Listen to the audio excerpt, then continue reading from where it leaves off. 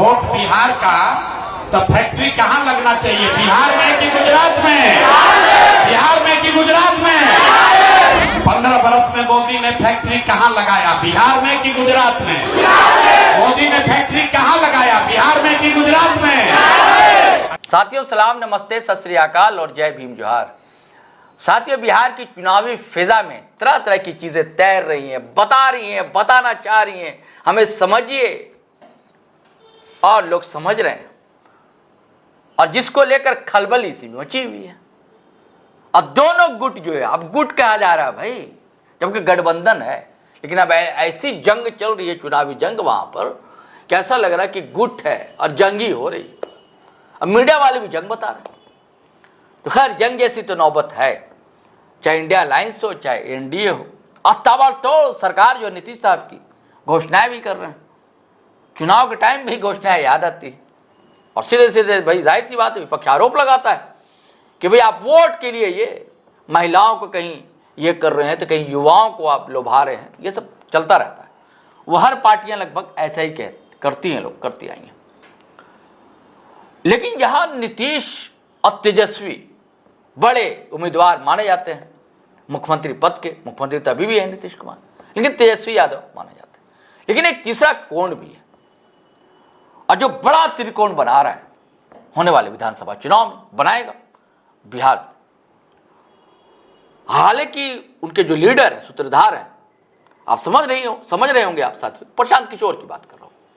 जन स्वराज जिनकी पार्टी थे 3 साल से एक्टिव, लेकिन इधर जो है, जो जब से बदलाव यात्रा लेकर निकले, जगह जगह ऐसी भीड़ दिख रही है ना, जिससे जो है दुखी सी लग गई है इंडिया अलायंस वालों के यहाँ भी और एनडीए वालों के, कि भैया ये कर क्या रहा ये लड़का, ये नौजवान। और हालांकि इनके रिलेशन हर पार्टी में रहे, क्योंकि कभी ये रणनीतिकार थे, हर पार्टी के लिए, मतलब भाजपा के लिए काम किया, तो ममता बनर्जी के लिए काम किया, साउथ के लीडरों के लिए काम किया, नीतीश कुमार के साथ रहे, लालू जी, आपको याद होगा नीतीश कुमार और लालू जी का जो गठबंधन हुआ था, वो सब कुछ यही थे, कांग्रेस सूत्रधार थे, समन्वय प्रशांत किशोर थे, और पार्टी में भी थे, राष्ट्रीय उपाध्यक्ष बनाया था उन्होंने जदयू का नीतीश कुमार ने, और प्रशांत किशोर जो है, किसी बात कर रहा हूं मैं। लेकिन अब जो है कुछ लोग ऐसा करें कि वोट कटवा तो साबित नहीं होंगे प्रशांत किशोर, क्या यह सवाल जायज है करना? साथ ही चलिए इसी की चीर फाड़ की जाए आज। और हमारे साथ है पॉलिटिकल एडिटर, बड़ा गहरी समझ रखते हैं बिहार की, और खास करके प्रशांत किशोर का एक एक पल पल जो है ना, वो मॉनिटरिंग कर रहे हैं, देख रहे हैं, निगरानी में, इनकी नज़र में, इनकी निगाह में, कि प्रशांत किशोर कहाँ जा रहे हैं, क्या कर रहे हैं, क्या बोल रहे हैं, ये सब बिल्कुल शुरुआत से ही ये मॉनिटर कर रहे हैं उसको। तो हम चलिए सीधे बात करते हैं प्रशांत किशोर के बारे में और उनकी पार्टी के बारे में। संदर्भ वही बिहार चुनाव। शैलेंद्र जी, कैसे देख रहे हैं आप? प्रशांत किशोर तो के बारे में कहा जा रहा है कि वोट कटवा साबित होंगे। देखिए, प्रशांत किशोर की लोकप्रियता, मैं आपके सवाल का जवाब बाद में दूंगा, लेकिन पहले मैं एक उदाहरण रख दूं। अभी प्रशांत किशोर की लोकप्रियता का पैमाना क्या है, इसको आप, एक वरिष्ठ पत्रकार हैं, दिल्ली के वरिष्ठ पत्रकार हैं, और लंबे समय से 3 दशक से भी ज्यादा समय से उनकी पत्रकारिता में वो रही है, पकड़ रही है, और जो भी पत्रकारिता जगह हुए हैं उनके नाम से वो परिचित है। मैं नाम नहीं ले सकता हूँ, लेकिन बावजूद इसके, तो उन्होंने एक ट्वीट कर दिया पिछले दिनों, जब राहुल गांधी और तेजस्वी 9 जुलाई को बिहार बंद के कार्यक्रम के सिलसिले में पटना में थे, तो उस कार्यक्रम में ही पप्पू यादव, जो पूर्णिया सांसद है, और कन्हैया कुमार, जो कांग्रेस नेता है, उनको राहुल गांधी के मंच पे चढ़ने नहीं दिया गया। बस ये एक घटनाक्रम हुआ, और उसके बाद उस पत्रकार महोदय ने ये ट्वीट कर दिया, जो पप्पू यादव और प्रशांत वो कन्हैया कुमार जन स्वराज में शामिल होने जा रहे हैं। जी, दीपक चौरसिया की बात कर रहे हैं आप। निश्चित रूप से। देखिए, मैं नाम नहीं लेना चाहता था, लेकिन आपने ले लिया तो कोई नहीं। देखिए, और उसका जवाब ही टटका दिया पप्पू यादव ने। बिल्कुल, वो एक अलग प्रसंग है, लेकिन एक घटनाक्रम होता है, और यदि वरिष्ठ पत्रकार कुछ कह दिया, सवेरे सवेरे मान लिए क्या जी, वरिष्ठ पत्रकार यदि लिख भी रहे हैं, तो वो किसी और दल के बारे में नहीं लिख रहे हैं, वो लिख रहे हैं जो जन स्वराज में पप्पू यादव और कन्हैया कुमार जाने वाले। तो मेरी ये सवाल तो महत्वपूर्ण है, जाए ना जाए, बिल्कुल वो अलग सूचना गलत थी, ये बात अलग है। लेकिन आखिर पत्रकार को भी जब ये लग रहा है, जो जन स्वराज बिहार में कोई बड़ा काम कर रहा है या कोई बड़ी या उभरता हुआ दल है, बिल्कुल बड़े घटनाक्रम के तहत वो उसका प्रभाव जो है पूरे बिहार में नजर आ रहा है। और यही वजह है जो लगातार उसमें लोग शामिल हो रहे हैं अलग अलग क्षेत्रों से। जैसे अभी भी एक सूचना आई है जो लोक गायक है वहाँ पे कोई भोजपुरी लोक आलोक कुमार, तो वो शामिल हुए हैं उनके। इससे पहले आप हम सभी जान रहे हैं जो कैसे मनीष कश्यप शामिल हुए थे, या फिर उससे पहले आरसीपी सिंह शामिल हुए थे। तो लगातार हम तो वैसे नामों की चर्चा कर पा रहे हैं जो लोकप्रिय है, हाँ चर्चित है, लेकिन इसके अलावा जो सामाजिक तौर पे जितनी सक्रियता या सामाजिक कार्यों में जो बहुत सारे लोग ऐसे सक्रिय भी हैं या लंबे समय से वो काम कर रहे हैं, वो लोग भी पार्टी से जुड़ रहे हैं। और यही वजह है जो उनके लोकप्रियता के ग्राफ बढ़ने की, प्रशांत किशोर के ग्राफ बढ़ने की। और ऐसी स्थिति में जब प्रशांत किशोर ने पहले दिन से ये कहना शुरू कर दिया था जो हम पूरे 243 सीटों पे चुनाव लड़ेंगे, तो निश्चित रूप से वो कहीं पे भी गठबंधन की राजनीति में नहीं आ रहे थे। जब गठबंधन की राजनीति में आप नहीं आ रहे तो निश्चित रूप से आपका हर सीट पे प्रभाव तो रहेगा, हर सीट पे आपके समर्थक होंगे, हर सीट पे आपके कार्यकर्ता होंगे, हर सीट पर आपके नेता होंगे, और वो उन्हीं क्षेत्रों के नेता होंगे। ऐसा भी नहीं होगा रोज 3-4 सभाएं कर रहे हैं। हाँ निश्चित, देखिए वो तो बदलाव यात्रा और बदलाव सभा के नजरिए से वो चल ही रहा है, लेकिन इसमें यह भी नहीं होगा जो आप दिल्ली से उठ के कोई आदमी आएगा और रातों रात आप। अच्छा, आपको क्या लगता है ये जो भीड़ खरीदी हुई भीड़ है कि ग्रामीण होते हैं? देखिए ये तो तय करना हम नहीं कर पाएंगे। अच्छा, हम लोग इस बात की तो नहीं कर सकते जो खरीदे हुए भीड़ है या नहीं है, लेकिन ये जरूर है जो उनकी लोकप्रियता का ग्राफ जरूर बढ़ रहा है। वो अलग बात है जो सर्वे आ रहे हैं, चाहे वो पोल ट्रैकर के हों चाहे वो सही वोटर के हों,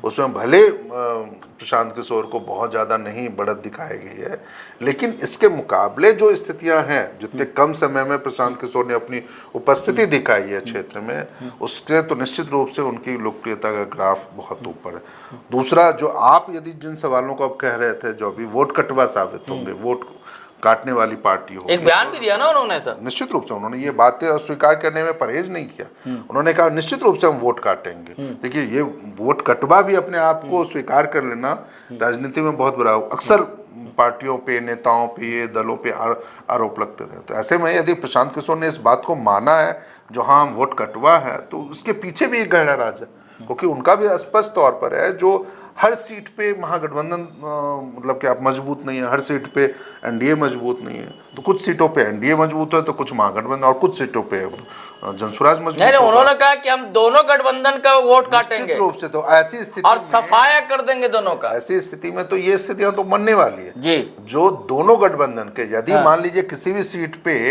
4 बार से राजद का विधायक है, 4 बार से बीजेपी का कोई विधायक है, 2 बार से कांग्रेस का विधायक है, जदयू का विधायक है, तो उनके तो वोट कटेंगे ही ना। आखिर वोट एक्स्ट्रा तो आएगा, महाराष्ट्र से लोग आकर के तो वोट नहीं ना करेंगे, तो वोट उन्हीं लोग करेंगे। और जो व्यवस्था के खिलाफ है, जो व्यवस्था से असंतुष्ट है, जो भ्रष्टाचार से पीड़ित है, जो वहाँ की कुव्यवस्था से परेशान है, तो वो लोग उनको वोट करेंगे। और वो निश्चित रूप से यही दोनों गठबंधन के भी वोट कटेंगे। और वोट नहीं कटेंगे, आप देखिएगा जो वो निर्णायक होंगे हार जीत में, कितनी सीटों पे प्रशांत किशोर को जीत मिलती है, थोड़ा उसके लिए हमें इंतजार करना होगा चुनाव तक, परिणाम तक। लेकिन इतना जरूर है जो आप उनको अभी आपको लगता है कि और भी लोग आ सकते हैं? नहीं, निश्चित रूप, देखिए आ नहीं सकते हैं वो, मैं नाम नहीं लूंगा, लेकिन अच्छा, एक चर्चित दल रहा है जो कैसे उनके साथ गठबंधन की बात चल रही है। नहीं दल गठबंधन नहीं, दिल्ली में जिस पार्टी ने 15 साल तक सरकार में रहे वो, और कैसे उनके साथ लोग प्रोफेशनल्स जुड़े हैं और आज भी हैं उनके साथ। ऐसा नहीं है,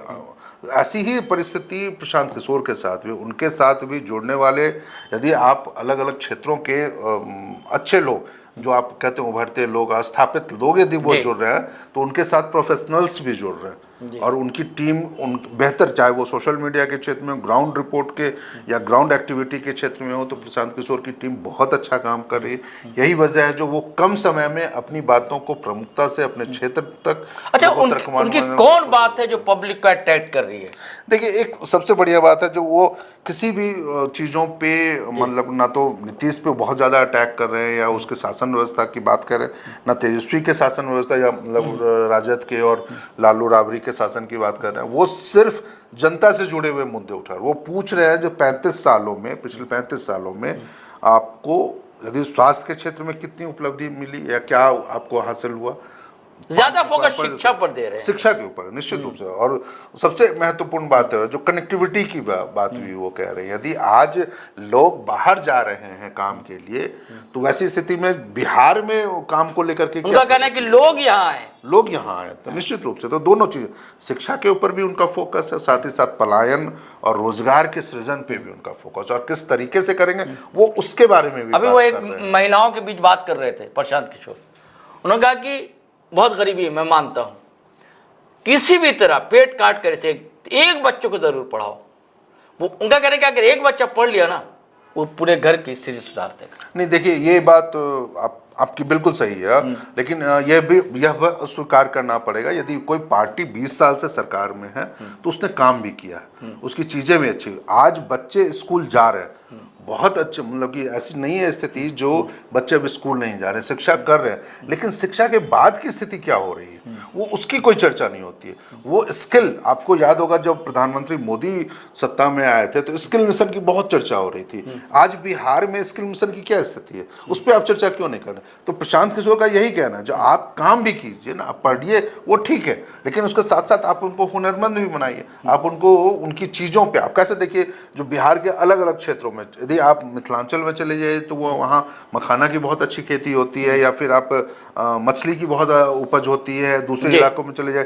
तो कहने का मतलब है जो स्थानीय उत्पादों से जुड़े हुए चीज़ों को जोड़ते हुए यदि आप रोजगार के सृजन पे उसके लिए बाजार उपलब्ध करवाते हैं तो निश्चित रूप से वो आपको कहीं पलायन करने की, काम करने की जरूरत नहीं पड़ेगी। तो ऐसी स्थिति में तो लोगों का जो जुड़ाव उनसे हो रहा है ना वो इन्हीं मुद्दों के आधार पर, क्योंकि वो ज़्यादातर राजनीतिक बातें नहीं कर रहे हैं, वो ज़्यादातर लोगों से जुड़ी हुई बातें कर रहे हैं, और यही वजह है। नहीं ऐसा नहीं है, बीच में कटाक्ष करते रहते हैं। हाँ नहीं वो अभी जैसे देखिए पप्पू यादव और कन्हैया कुमार का मामले पर देखिए वो मोहन भागवत का बयान आया है अमित शाह साहब के बयान के बाद, राजनीतिक बयान संन्यास लेने को, उस पर ऐसा नहीं कह रहे हैं। राजनीतिक बयानबाजी उनकी तभी हो रही है जब मीडिया उनसे सवाल कर रही है, मीडिया उनके ओपिनियन को ले रही है, नहीं तो जब उनका जनता से सीधा संवाद तब नहीं करते हैं, तब वो इन चीजों पे नहीं बातें करते, अपने एजेंडे की बात करते हैं। हाँ अपने एजेंडे और अपनी बातें, और खासकर वो तब ज्यादा और महत्वपूर्ण हो जाता है, उसमें भी वो तभी बात करते हैं जब उनसे कोई सवाल पूछ लिया जाता है जी। जब जनता से वो संवाद होता है ना, तो जनता यदि उनसे कोई सवाल पूछते तब वो नीतीश राज की बात उसमें थोड़ी बहुत आती है, या लालू राबड़ी राज की बात आती है। अभी जैसे लॉ एंड ऑर्डर को लेकर के उन्होंने बहुत ज्यादा कटाक्ष नहीं किया, उन्होंने लोगों से ही पूछा जो आप अपराध को किस रूप में देखते हैं, आप लॉ एंड ऑर्डर को किस रूप में बेहतर करें। यदि हर बच्चों के हाथ में या हर युवाओं के हाथ में काम की स्थिति हो, उनके लिए रोजगार की उपलब्धता हो, उनको आप कह सकते हैं ना गलत रास्ते में यदि ना आप जाने दें तो निश्चित रूप से उससे भी अपराध कम होगा। तो ये तमाम ऐसी चीजें हैं ना जो उनको लोकप्रिय बना रही हैं और उनको प्रभावी बना रही है, सिर्फ ना सिर्फ लोकप्रिय नहीं, आने वाले चुनाव के नजरिए से आप उनको प्रभावी बना रही है, और बेहतर चुनाव में तो निश्चित रूप से उनका फैक्टर बड़ा रहेगा। जी साथी, जैसी तस्वीर है जितना साफ कर सके शैलेंद्र जी, वो यही बता रही है, यही कह रही है, यही दिखा रही है कि प्रशांत किशोर बड़े फैक्टर बनने जा रहे हैं इस विधानसभा चुनाव में। अब बड़ा बदलाव दोस्तों देखने को मिलेगा। अब सवाल मेरा था जो शुरुआत में किया था, अब वोट कटवा साबित होंगे क्या, अब कितने साबित होंगे, ये चुनाव का परिणाम बताएगा। चलिए साथियों, आज्ञा दीजिए, इजाजत दीजिए, लेकिन गुजारिश करूंगा कि अगर आपने हमारा चैनल सब्सक्राइब नहीं किया है तो कर लीजिए, कर लिया है तो ज्वाइन बटन दबाना हरगिज ना भूलिए। फेसबुक पर भी आइए, अच्छा लगेगा। और वीडियो दोस्तों धड़ाधड़ फटाफट खटाखट धनाधन शेयर कीजिए, लाइक कीजिए, कमेंट कीजिए। आज्ञा दीजिए, इजाजत दीजिए। जय हिंद, जय भारत।